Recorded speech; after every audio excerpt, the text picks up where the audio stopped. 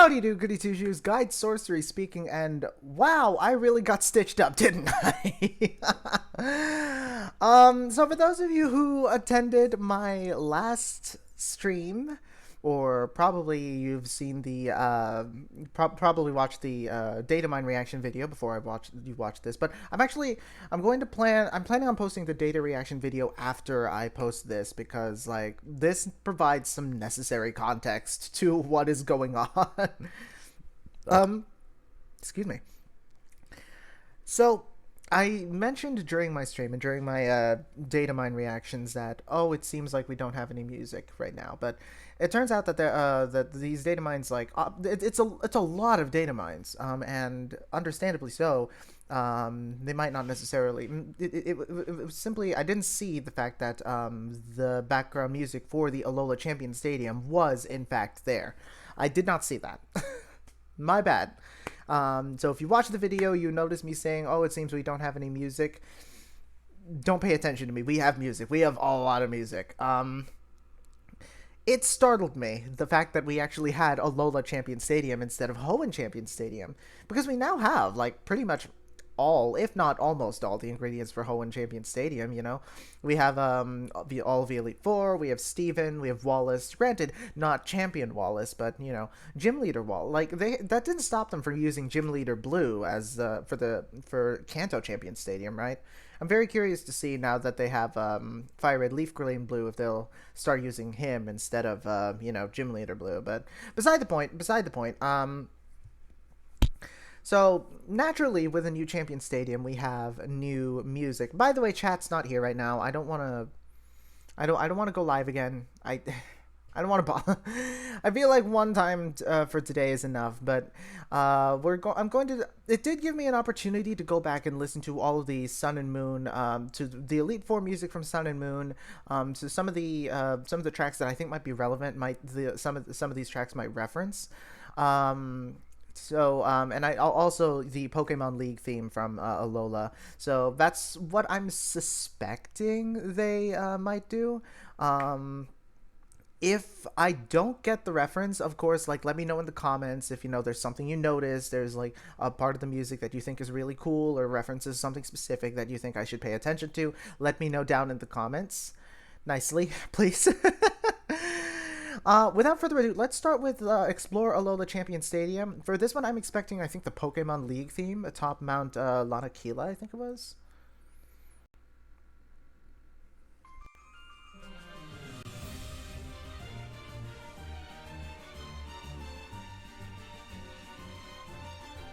Huh.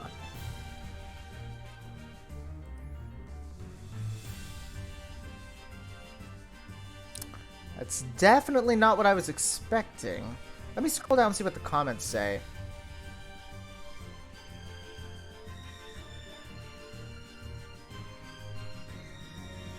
Okay, Victor... Mount Lanakila. Okay. See, I was expecting the actual Pokemon League theme. That was wrong with me. So it's actually like Mount Lanakila. I'll have to give that another listen, but this is pretty cool. The piano's nice.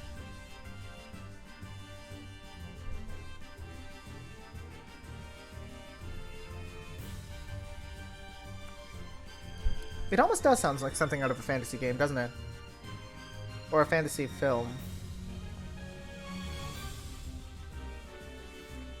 It almost sounds like almost Final Fantasy-ish. I don't know. Again, I thought it didn't cross my mind that it would be Mount Lanakila instead of the actual Pokemon League theme, but I guess that makes sense. You know, this is a lot more intense. You know, they like to use the intense tracks for Champion Stadium Explore themes, but anyway.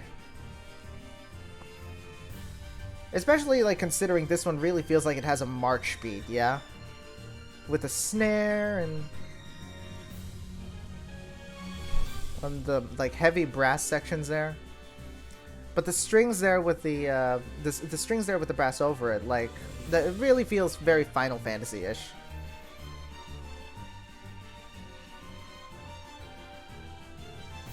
I really like the counterplay between the brass and strings there.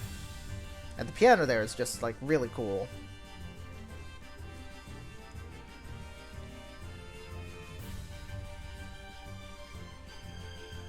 Okay.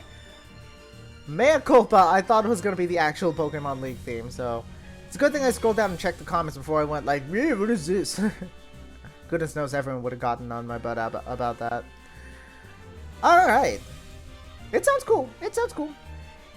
It's a Champion Stadium Explore theme, you know. If you have a big emotional connection with Sun and Moon, you know, I'm glad that, you know, hopefully this, you know, evokes some sense of nostalgia for you. Personally, I don't have too much of a connection with it, but that's why I didn't recognize it at first. But it's still cool. I love the march beat. I love the little piano, the descending piano that they had going on for a second there. I love when the strings and the brass just bounce off each other. I love the counterpoint between them there. All right, so first off, we're going to start with Battle versus Hala. Hala being in the Elite Four in Sun and Moon, not Ultra Sun, Ultra Moon. So I did give the Sun and Moon Elite Four battle theme another listen. I also went ahead and I re-listened to the Kahuna battle theme because I'm suspecting that this might have they might reference it in some form or another here. But that being said, Hala, due to Hala's kind of sumo-ish sort of, well, it's straight up sumo. His sumo background, his you know, his association with like the traditions of Iki Town and the traditions of, you know, Mele Mele Island. I really feel like it's gonna go for like more. I'm kind of a Polynesian drum beat. If they really want to go there, maybe even taiko. We'll see. But let's give it a listen.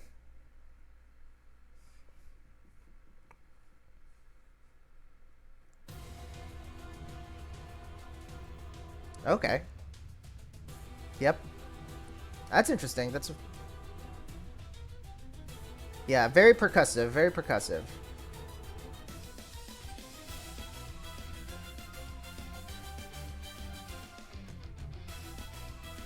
That's interesting.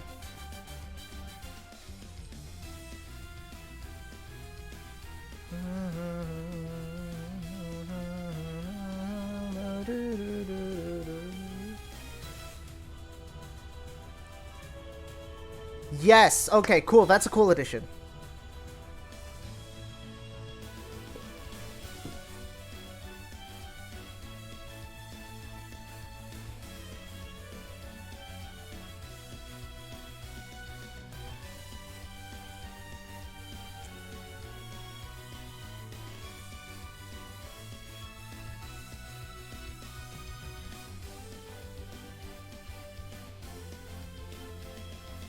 Huh.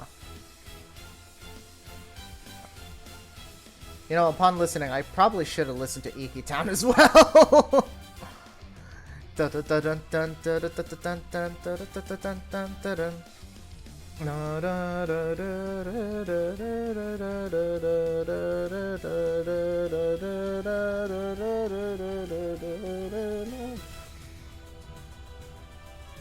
See, I like that part there. That feels very ethereal. That feels like the focus on the spirituality side of things that Alola offers, and that Hala in particular had a focus on. Like, you know, with regards to his relationship to the Tapus, for example, you know, the Kahuna's relationship to the Tapus in general.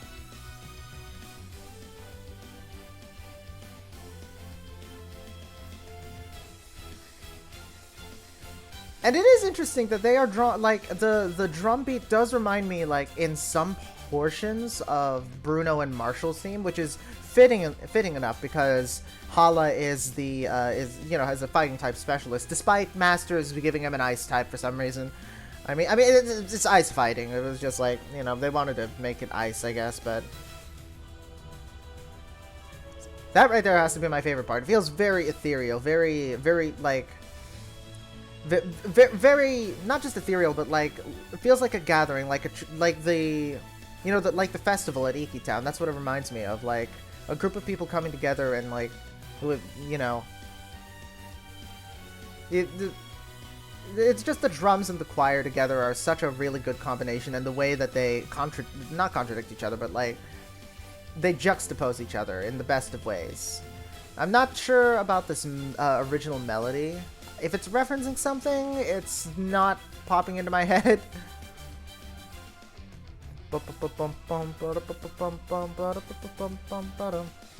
This is a really good interpretation, by the way, of the Elite Four theme from Alola.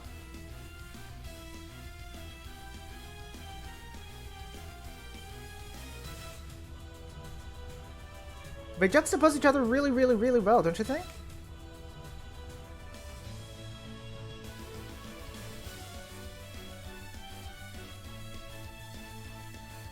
It's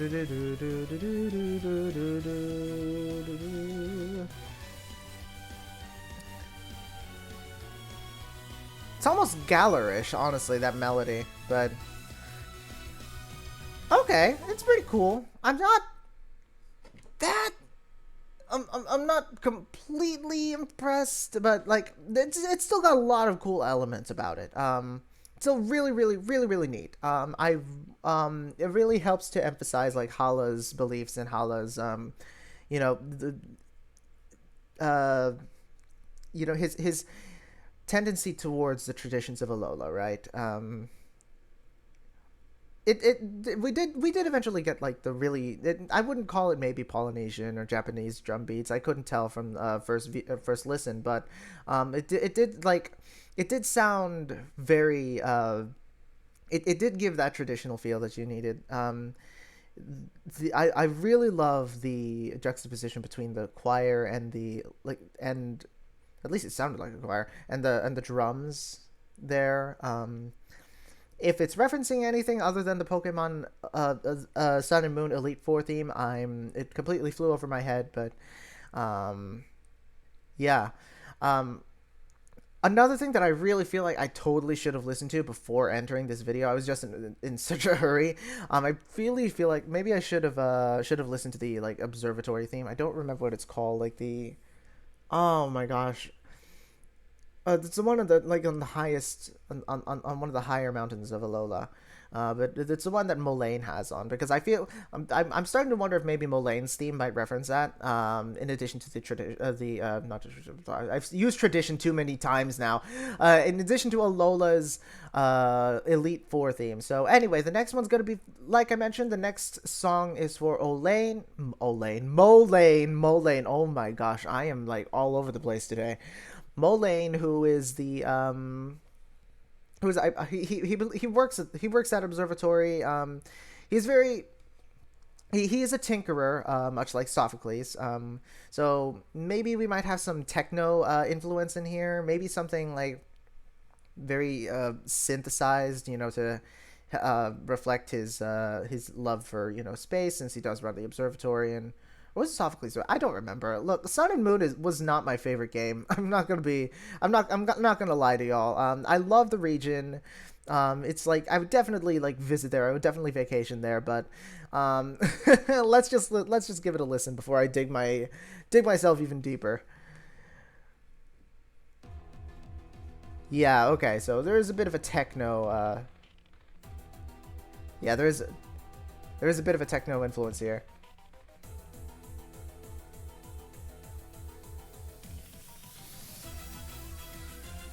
It comes as a surprise to no one, honestly.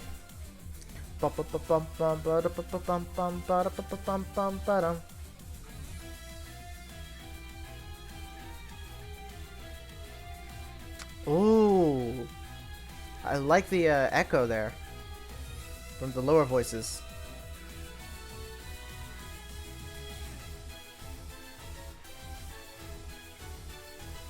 Huh.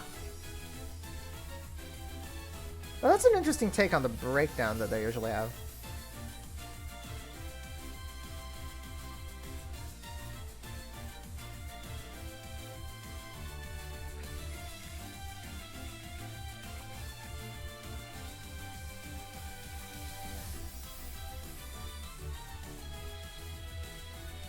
I like that. I like that. That really makes it feel extraterrestrial whenever they... Alright, they've done that a million times for like a million different characters, but the part before where they... Here, well, when we get to it, I'll talk about it again. I like this a lot. I really like the echo of the lower voices from the lead guitar. Like the lower voices echoing the lead guitar, I mean.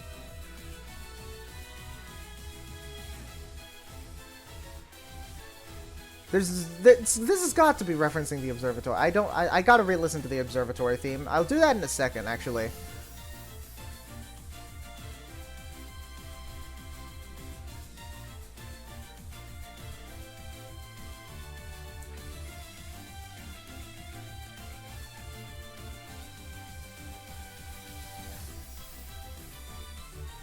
That right there. That right there reminds me of like that chromatic that chromatic little twist at the end. Like it's very very alien. It reminds you of like extraterrestrial like UFOs almost sort of thing. Which honestly is like a little bit par for the course for like you know, Alola, which has the Ultra Beasts, you know. Okay. So I'll look up the observatory theme after stream. I mean, not after stream. After I'm done recording this video, and we'll see. If it's not referencing anything, then my apologies. I led y'all on like an absolute biscuit. All right, let's. I actually like that one a lot. I like that one a lot, even if it isn't referencing like the observatory theme. There are so many like there's so much that reminds me of like you know, like of a space adventure, you know.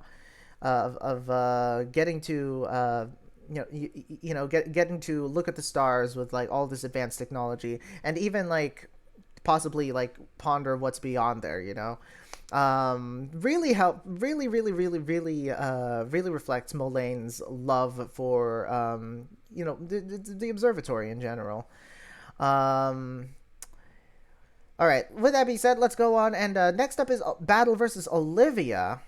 She's a jeweler, right? She's one of the Kahuna, so it might be possible that we'll get a Kahuna theme reference here as well.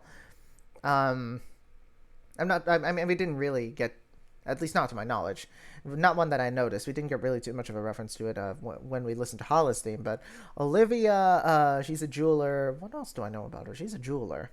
That's literally all I know about her. She is a rock type trainer. She's a jeweler. That's all I know about her. I don't know what I'm expecting for Olivia. I'm gonna be honest. Let me think. What would we expect for Olivia? She's a jeweler. I guess maybe I don't know. Let's just give it a listen. I zero expectations with this one.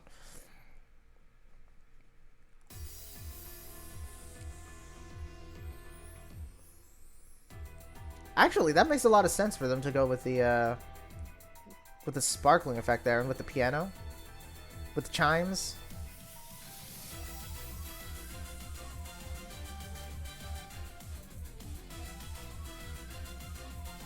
Again, she's a jeweler. Ooh, that's kind of cool. I didn't realize that the lower voice echoed in this one too, and like maybe it does it for all of them. I just didn't notice it for Hala.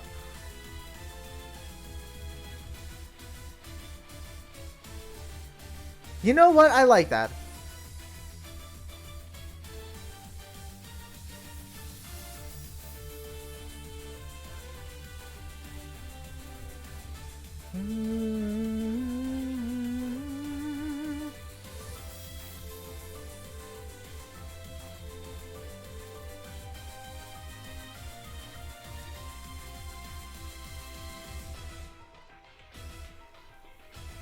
Okay, okay.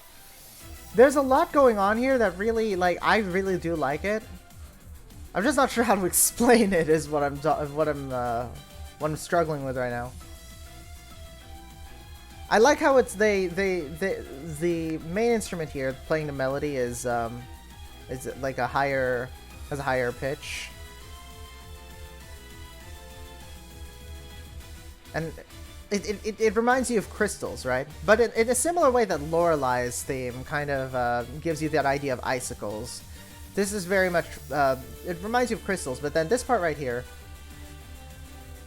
the emphasis on brass and play, like, really drawing out those notes. First of all, I'm pretty sure I heard that part in, like, Hala's theme as well. I'm not...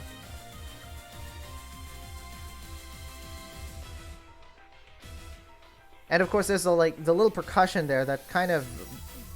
It kind of evokes the the dripping sound or the footsteps echoing in a cave, specifically a cave like filled with crystals or diamonds or something. It's really cool. I like this one a lot. I feel like it really reflects the like Olivia's element. Again, I forget. I don't remember a whole lot about Olivia. I'm gonna be honest with you.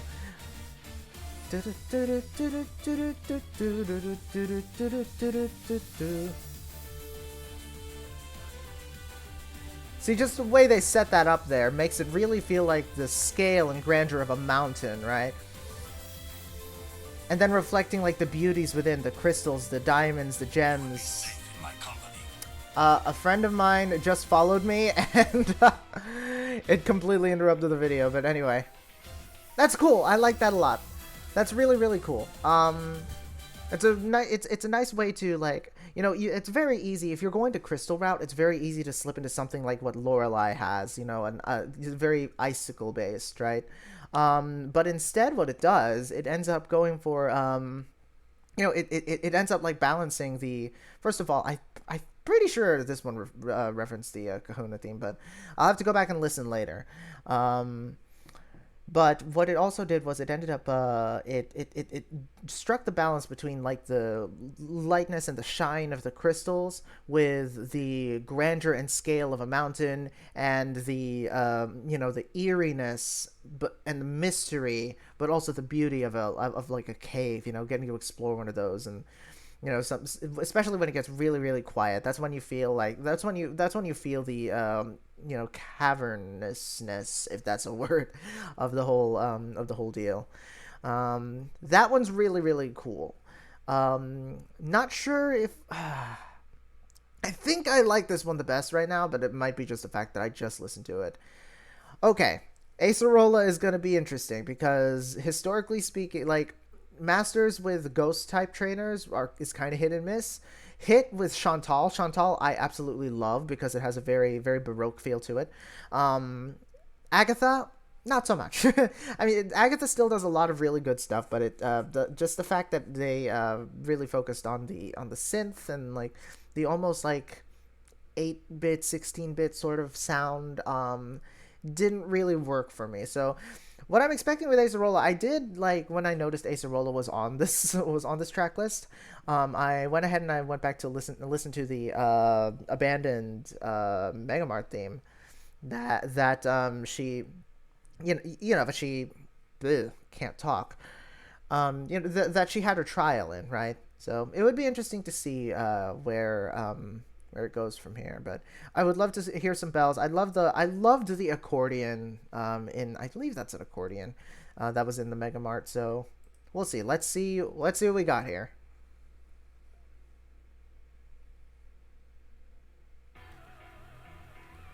Yeah, okay. Cute, real cute. Really emphasizing the spookiness there. Oh my gosh. This is like a like the little build up there. That was like something straight out of a horror film.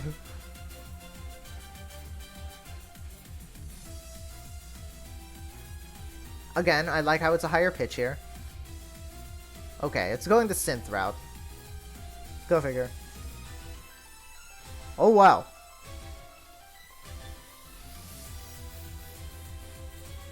Ah, nice. Nice. Wow, it completely changed time signatures.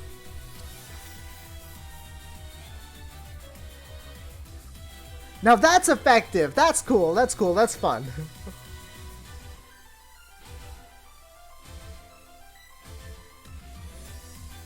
I think it is referencing the Megamart there. Oh, that sent chills up and down my spine for no good reason whatsoever.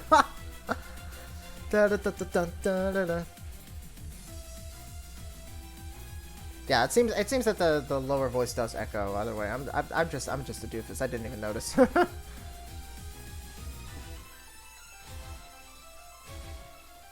Love the mix of the piano and synth there.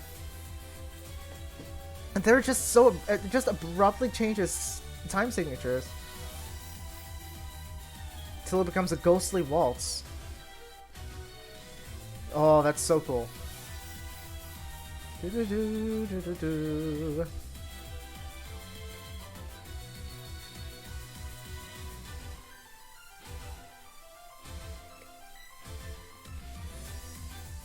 I like it a lot. Like, that's one way to be eerie and intense at the same time. That's really, really good. I had my doubts when I heard the synth. I was, like, very worried.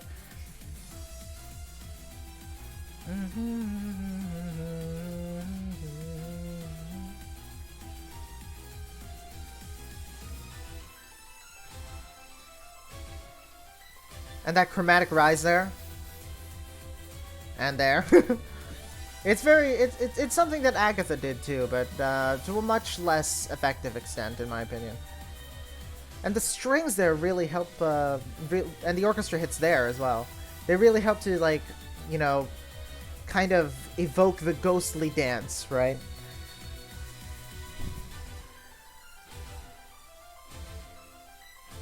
And I like how it's not necessarily, like, threatening, that part there. Like, the part with the piano is it just feels tragic, right? It was more the intro that I felt was really felt like threatening, like something straight out of a horror film. I'm gonna listen to it one more time. This was actually really cool.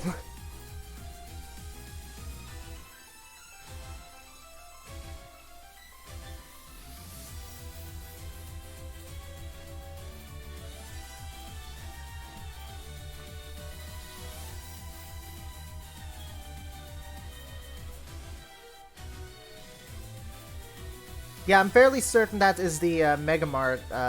That's like referencing the Megamart theme, but that's really cool. All right. Wow, that one's definitely my favorite so far. I gotta say that one is for sure my favorite right now. Like wow, like it does, like, okay, we've already had two ghost type trainers with the theme, and you know it's just fascinating that you know it kind of it still managed to find its own, you know, its own little niche, right? Wow, that is so much fun. Anyway, next up we have Kahili. I don't know what to expect with this one. I'm gonna be honest with y'all. I just don't know. Like Kahili, I think like only appears in the Elite Four. She's a golfer.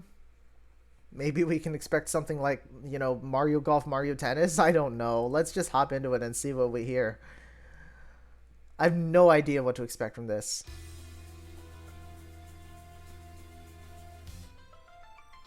Interesting.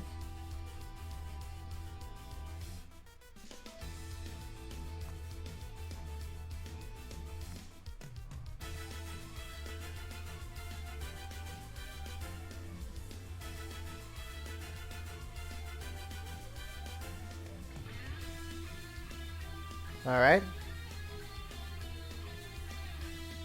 The higher voice is echoing the lower voice this time.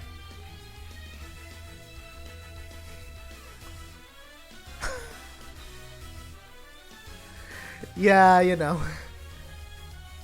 Yeah, that's definitely like something straight out of Mario Golf right there.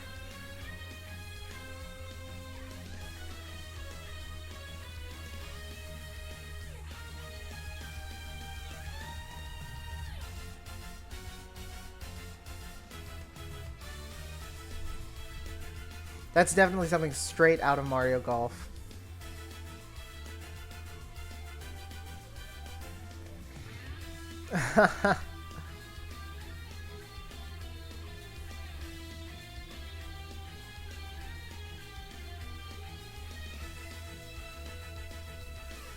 Like, right here. Couldn't you imagine, like, hearing this in Mario Golf or something?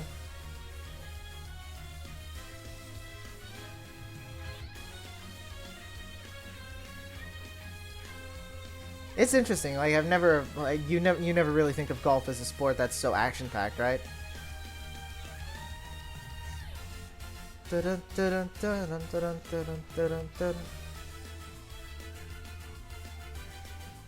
All right, that's kind of cool. If it's like, despite how cool it is, probably I don't know. I can't decide whether Hala or this one was my least favorite, but I don't really, I don't really get it. I'm gonna be honest. There are some cool. There's some parts that remind. I don't know why it has that like.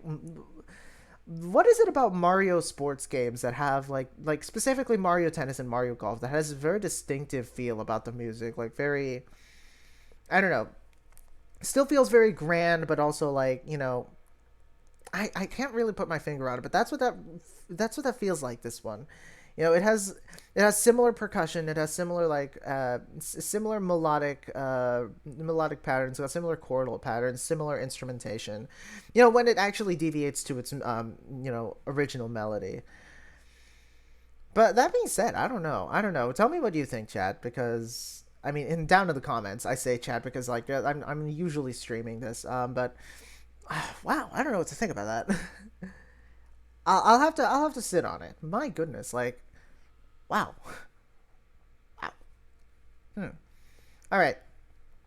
Last but most certainly not least is Battle versus How. Now, Kukui, of course, was the final boss of Sun and Moon, but How was the final boss of Ultra Sun, Ultra Moon. And his theme in Ultra Sun, Ultra Moon, I did give another listen. It does a lot to reference his Sun and Moon theme as well. So let's give it a listen. Let's see what they cooked up for our guy How. Because goodness knows How, of all people, deserves two different battle themes, right?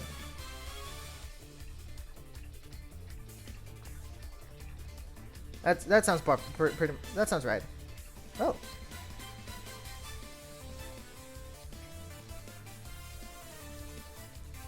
Yeah.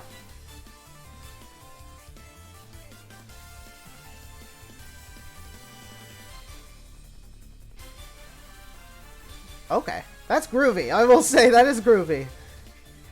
I'm hoping they reference his Sun and Moon theme at some point. Credit where credit's due. How's theme here is incredibly groovy.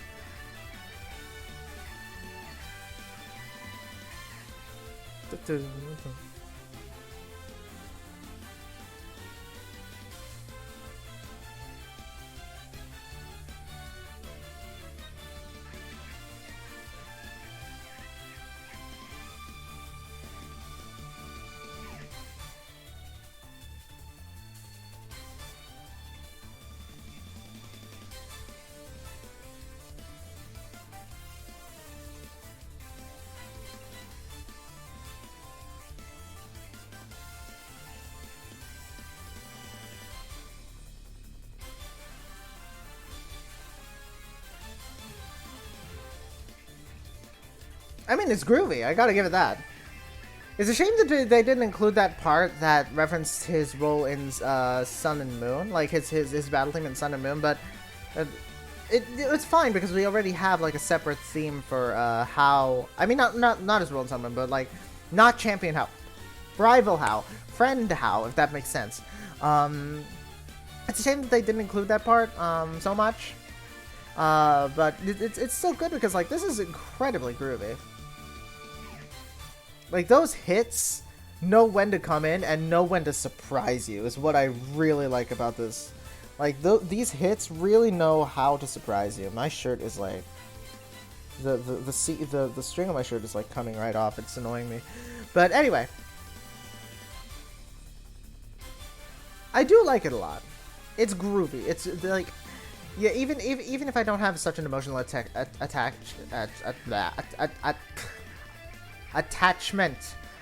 Even if I don't have an emotional attachment to the music of Sun and Moon, Ultra Sun, Ultra Moon, these tracks are still really, really good.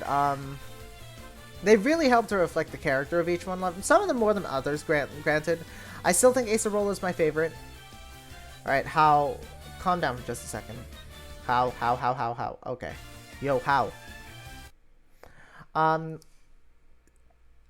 Of the, wow, 7 that we've actually listened to today, I definitely would have to say that Acerola is still my favorite. Acerola is definitely, I don't know. It's fun. It's mesmerizing.